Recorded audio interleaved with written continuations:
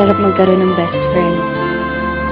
May taong poprotekta sa'yo, may taong magpapasaya sa'yo, pero handa mo bang itaya ang pagkakaibigan para sa hinahangad mong pagmamahalan? Nooy umiibig na ako, subalit nasaktan. Ako si Princess. Grade 3 pa lang ako, palagi ko ng kaklase si Ivan.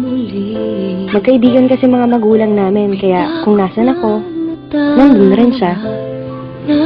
Mapalungkot man o mapasaya, sa kulitan man o problema.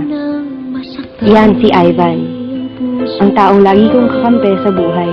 Ngunit nang ikaw ay makilala,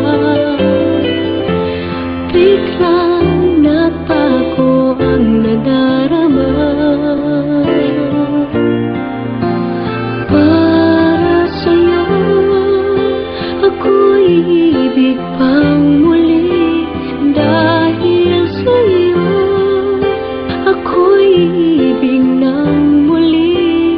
Ang aking puso'y pag-ingatan mo. Dahil sa ito'y muling magmamahal sa'yo. Para lang sa'yo. Isang araw,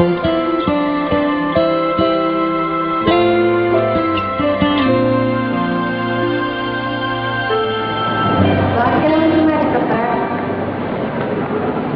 Wala lang, gusto ko lang. Gusto mo lang?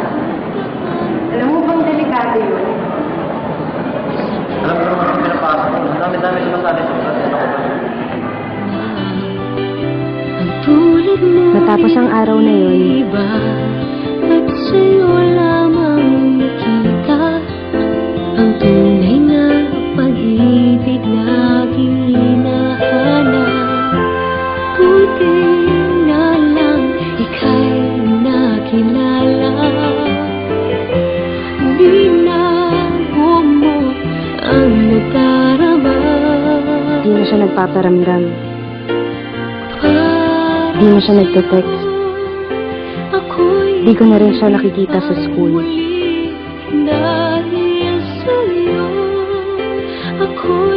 Kamusta na kaya siya?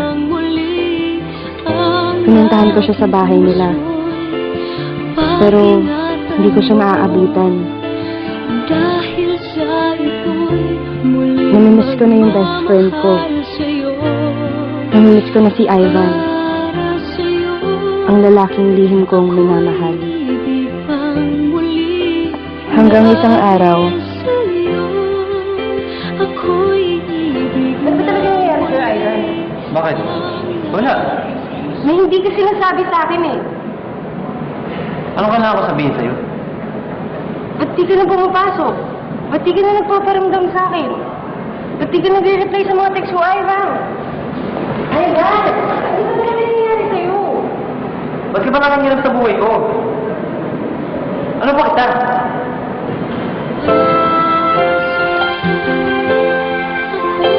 natahimik ako sa sinabi niya. Ano ba niya ako?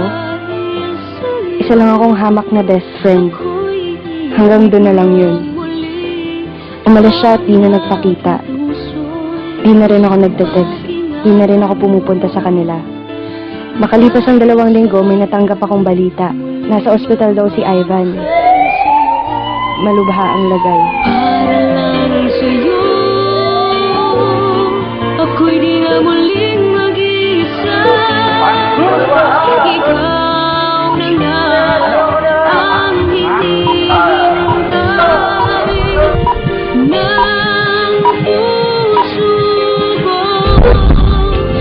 Para sa'yo, ako'y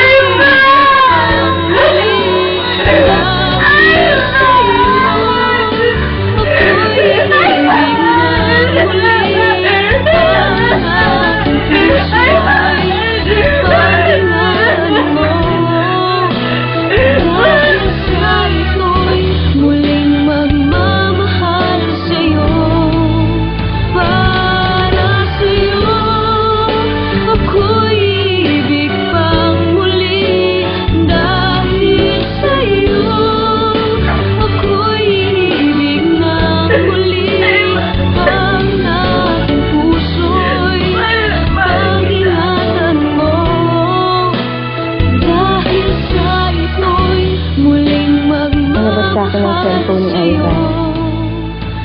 Pare, huwag niyong papakilaban ng best friend ko. Ginawa ko naman ang sinabi niyo, di ba? Nalayan ko na siya. Basta huwag niyo nang gagalawin si Princess. Mahal na mahal ko yun.